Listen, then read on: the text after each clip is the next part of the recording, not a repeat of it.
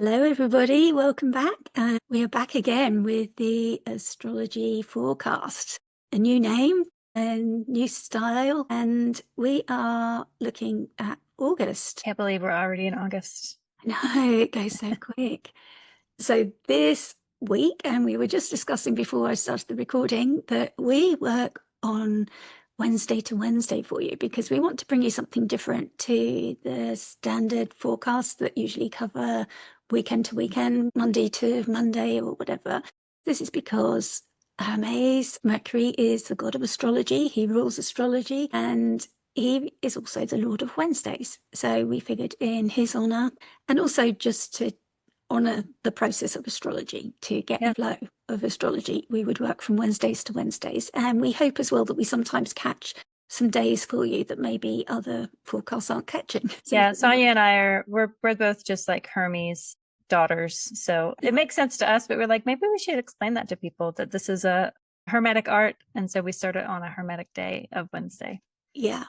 And just always honoring Hermes in so many things that we do, and so that he knows that we're in that flow with him. So this week we're looking from the 30th of July to the 6th of August. So when we say week, we're talking about a Hermetic week. And I'm Sonia from Celestial Astrology, and with me co-hosting is Krista from Practical Astro. So thank you, Krista, for joining me.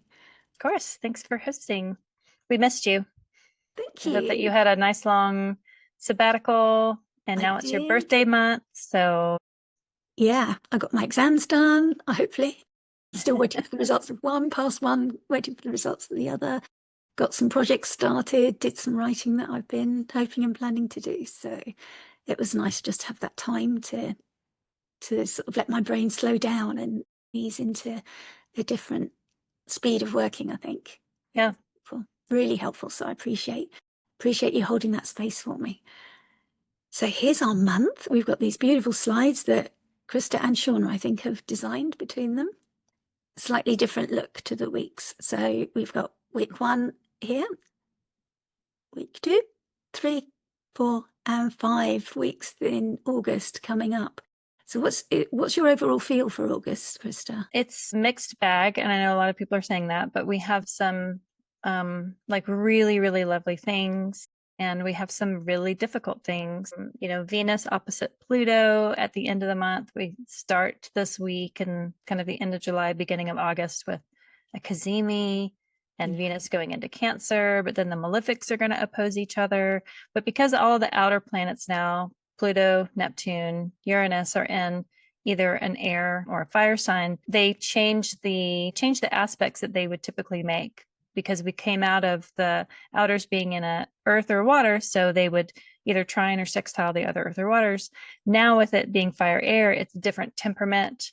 It really does change the vibe of the month. So one of these, we're the Virgo sun squaring a Gemini Uranus. We haven't had that square in the mutable angle of Virgo Gemini, both ruled by Mercury. In the past, we've had it in Leo Taurus, or Aquarius Taurus. So it's a different story when Uranus has moved out of an earth into an air. It changes that, even though we have that aspect. We have Sun square Uranus a couple times a year. So I'm looking forward to some really good days, and I'm being very cautious of other days. So I'm kind of just, as we go heading into the Virgo season, we're not going to be into Virgo season until the end of the month, but it feels like that mutable shift. But we are fully in Leo, and Leo's job is to sustain the light. It's like those big logs in a bonfire that have to survive the whole night. And so there's a desire to want to keep the light, but I really am already feeling that mutable hint. Just even around me where I live, the leaves are really starting to fall a little bit more. And so it just gets it's like that precursor to actual autumn. It's at the end of summer, even though it's very hot, very still, you kind of feel like it's starting to change a little bit. Yeah, it's funny how that works. And I was just reminded, like looking right at the end of the month, Saturn departs back into Aries. Mm-hmm. We had this introduction to what's going to be the astrology from 2026 onwards. And it's Saturn going back into Pisces is going to be that return of the pre-2026 astrology. Yeah. It's the first planet that's going to start returning. And then in September, October, November, they're all going to gradually return to where they were at the beginning of the year. Mm-hmm. So we've got that returning. And then in 2026, they're all going to move permanently forward. So that begins as well. Like you say, Yeah. that just that start of that mutability in the start of autumn, it's like Saturn departing Aries. And when I wrote that in, I was like, here we go. It's like, this is that pilot episode is coming to a close. So Yeah. we can look back and reflect on what we've learned from this preview, but that's coming to a close now. So it's like, okay, it's kind of like, that's all, folks. That's all you're going to get until next year. And currently, we're recording this on July 28th.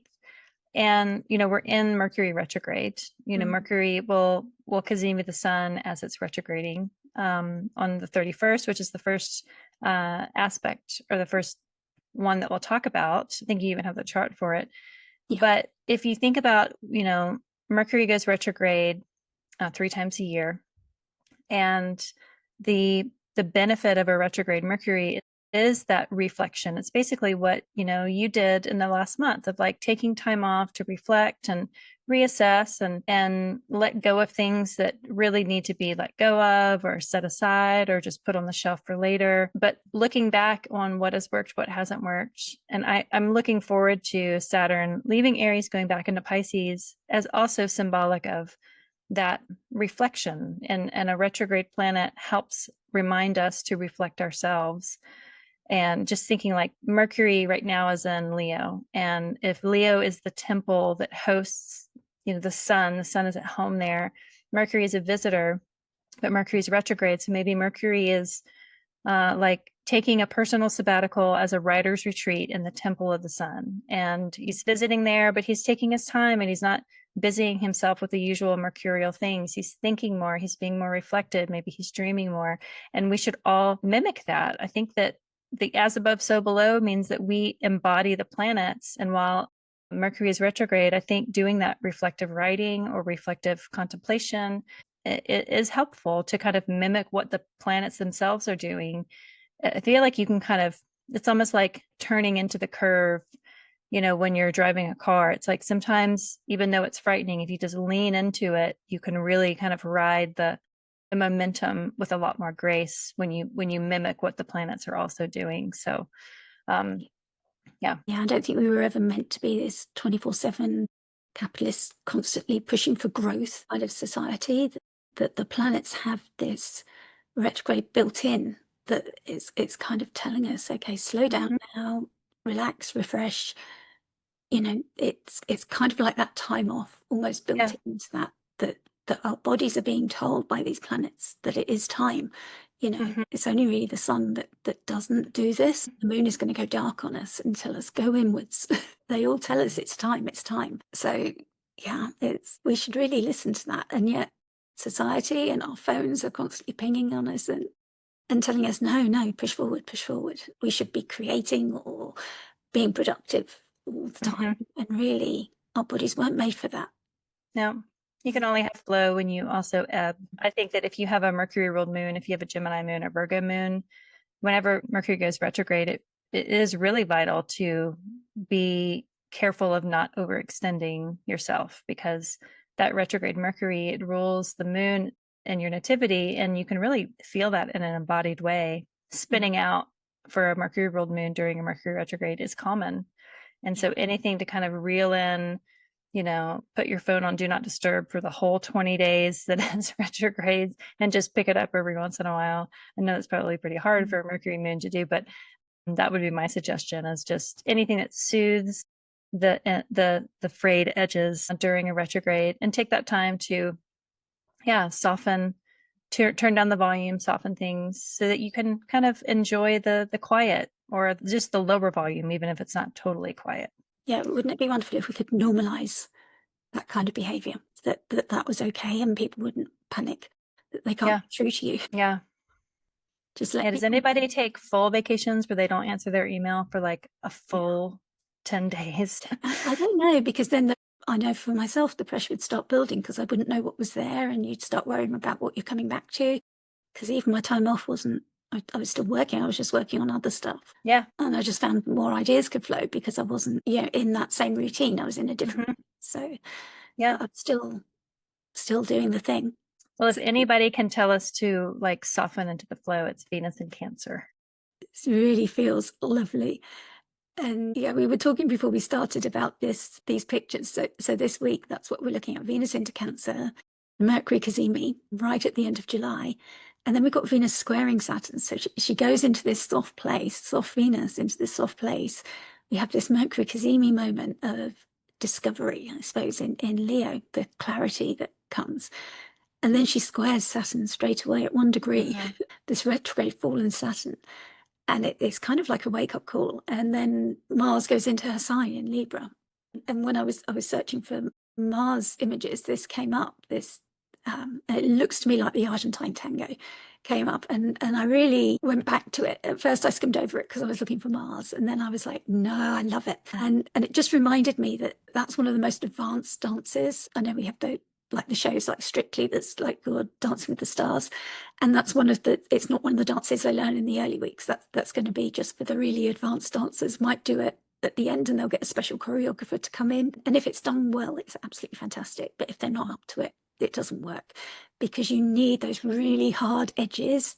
It's not that softness of the beauty of a dancer, usually with soft arms and soft hands, and everything's hard, and you can see like her toes are just pointed at this most unrealistic angle that looks so uncomfortable. But then we were just laughing now, I'm saying, and then her knees brought her right up into what looks like a very painful position for him.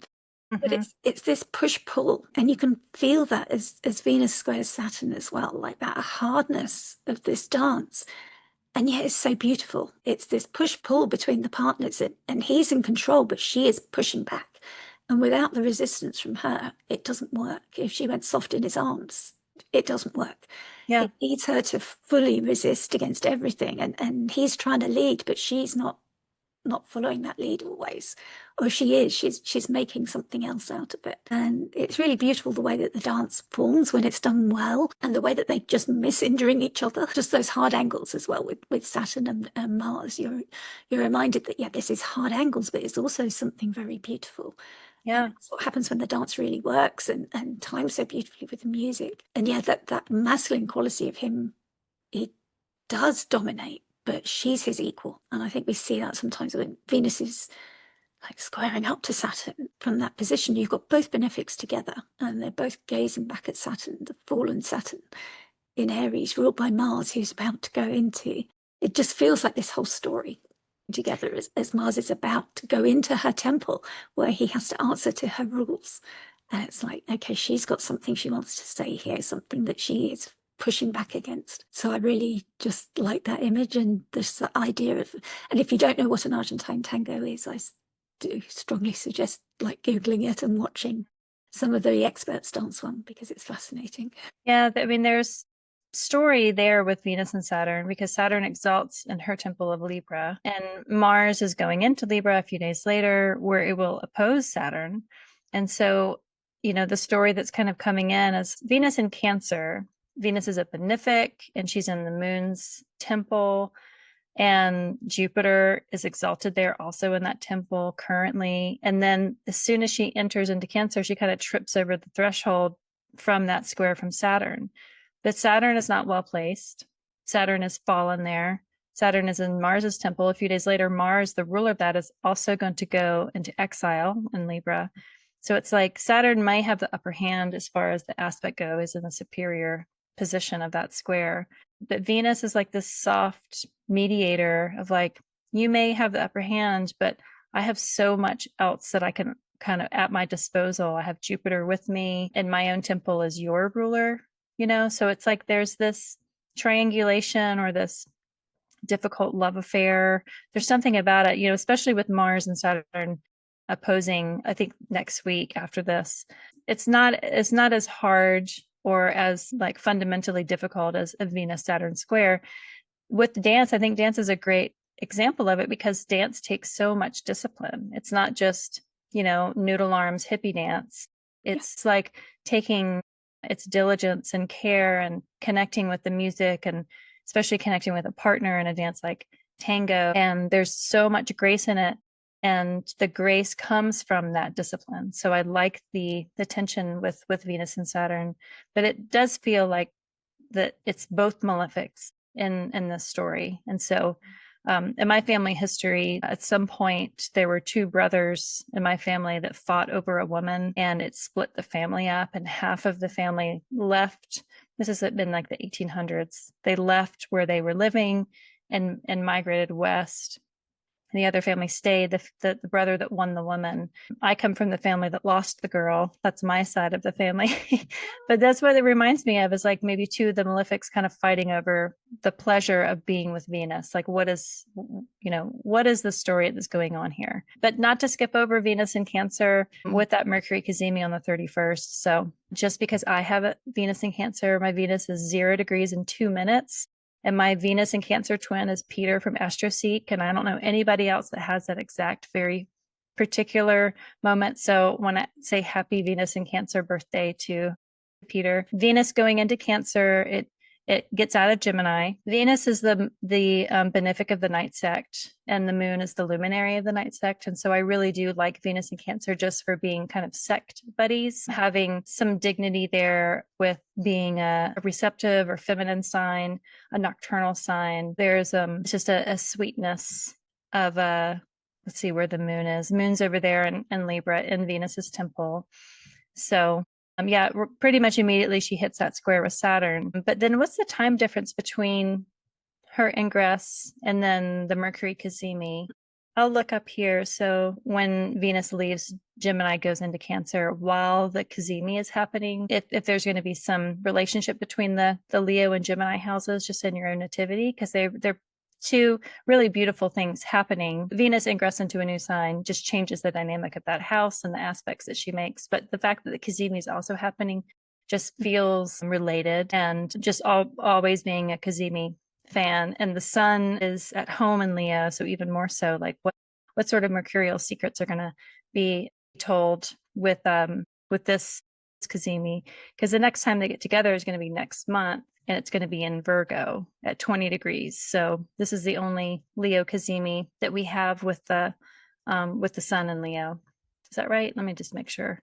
Yeah, because it was Gemini before.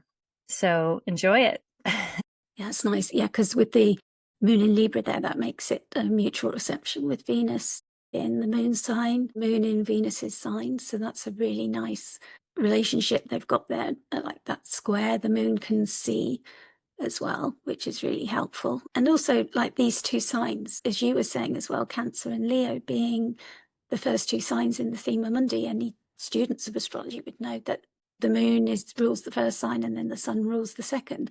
But some people say that there's like a mutual reception between the two of those as well, because they're the two luminaries. Yeah. So they don't rule other signs. So there's some thoughts that maybe there is some sort of exchange between the two of them as well. Which is kind of nice, kind of linking those houses as well. Like you say, that there may be some connection going on there. Yeah, so what this is going to hit with the cazimi happening in a fixed sign, this will be particular for fixed risings. So Taurus, Leo, Scorpio, Aquarius. But then the cardinal risings, you have Venus moving into cardinal water of Cancer. So Aries, Cancer, Libra, Capricorn are going to be the ones kind of feeling that ingress in the loud angles in your natal chart. But then also, if you have a early degree cardinal placement, even if you aren't a cardinal rising, you might feel this ingress. Or if you have a middle degree fixed placement, you might feel the cazimi. Any aspects like that, they can be a little subtle. But if they're in an angular house, usually they're fairly loud. The angles are the ones that speak very loudly. Certainly, like if you had an Aries moon that was suffering under Saturn right now, for example. Some random incidents. Yes, yeah, just for example. But it's nice to see Venus entering her own decan as well there, although she hasn't got specific dignity in Cancer, like you say. It's more that she's with her sect leader as the moon, but she has that dignity of her own decan. And then, yeah, we've got both benefics together, which is just a beautiful, beautiful signature, especially when one is exalted, which is going to be helpful as well when Saturn returns to Pisces. And we'll talk about that when it happens, but yeah, it's going to be ruled by both benefics together. Yeah, the tarot card for Cancer 1, the first 10 degrees of Cancer, is called the Lord of Love. It's two people facing each other with like a winged lion head above them, like cheersing. So it's like the cardinal cardinal water, any cardinal sign initiates or starts kind of the turning of that sign and the season. So, I love Susan Chang calls it the Lord of Love in her 36 Secrets book. And so forever will be called the Lord of Love as far as I'm concerned. Venus in those first 10 degrees is just really so absolutely lovely. No bias at all from this Venus in Cancer girl. No, you hold on to that. You spread love and joy wherever you go and attest to that. Do we have a chart for Mars and Libra? Is that the next one? Yeah, I just wanted to add with Mercury, that Cazimi, that this is an inferior conjunction and Mercury will become a morning star. And Gary Caton, who is the sky astrologer, and he has just started a wonderful Substack, and he talks more detail about this. But this takes Mercury into the philosopher phase, which is really great when you follow the phases that Mercury goes into and out of as it travels. And he's observed all of these phases, and he sometimes posts some wonderful photographs. And as a morning star, that means that you can see Mercury in the morning, believe it or not. And Mercury will be visible from the 8th of August, so it won't be visible straight away. But if you start looking out, if you're up early enough, you might be able to see more Mercury in the mornings. And it will be in that shadow. Well, we'll talk more when it goes direct, because the retrograde will end on the 11th of August. It stays in shadow until the 25th when it gets back to 15 degrees. So we've got a way to go yet. Gary's book on Mercury is excellent. It's worth to have as reference on your bookshelf. Yeah, because it really is fascinating when you know that, and then you start seeing how he's showing up. So there's only one phase where Mercury is the trickster, but when Mercury is the trickster, you really do notice the way that it's communicating and the trickster things happening. Yeah. And of course, we've got another fire retrograde still in November, but then next year the retrograde is going to be in Pisces first, and they're all going to be in water. So that's going to be a very different experience to this year. Yeah. And I've got a Mercury retrograde slide. I forgot about that. Oh yeah, from Honeycomb. I love their graphics. Yeah, these are really good. I mean, the Astrology podcast and Honeycomb have done this collaboration, and just, yeah, so good. So I should have switched this. So we are chugging along nicely along here. The Cazimi's right in the middle. Yeah, it hasn't marked the Cazimi. So we're somewhere nicely in the middle there along this plateau phase. And then when it turns direct, we'll look at it again at 4 degrees. And then it's got to get back to 15 where it first went retrograde. So it gets out of its shadow on August 15th when it's at 15 Leo. Yeah. Because that's where it's stationed retrograde. And then on September 2nd, it goes into Virgo, which is a sign of exaltation and domicile, the only planet that gets both. Only planet does. Yeah. And that's the reason why the retrograde in Pisces is significant, because that's opposite. And then it's the only planet that's in its fall and detriment at the same time. So Mercury struggles that much more in Pisces. So yeah, we've kind of got to make the most of these fire retrogrades, really, because the Pisces retrograde we might really notice, especially the water people. And then we've got Mars going into Libra on the 6th of August. So here is Mars. And again, we're looking at the cardinal risings, Cancer, Libra, Capricorn, and Aries. We'll get this burst of energy as Mars tears in. He's exiled because he's at home in Aries, so he's far away from home in Libra. But I find Libra Mars can be passive aggressive, but it can also be very diplomatic and considering the other before kind of popping off. So Mars in Aries pops off, Mars in Libra really tries not to.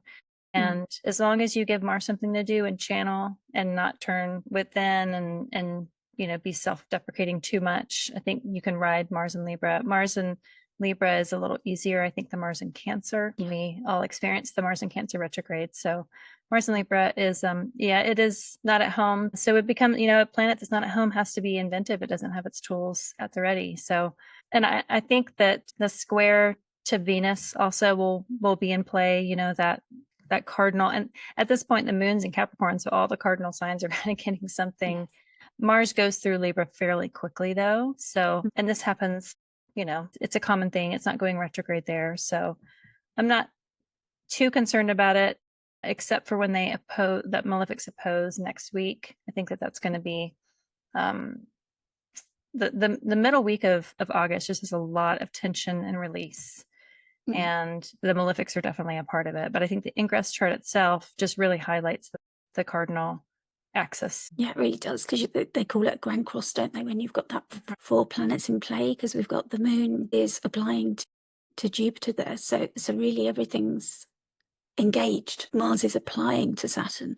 So even though they're not exact, quite often that tension is building as that application is happening. But you also have Mars in a trine to Pluto and Uranus. So Yeah. the air signs have like this, they have that new Uranus in Gemini, they have that retrograde Pluto in Aquarius, and Mars comes in and just really puts that key and turns on the wind machine of all the air signs.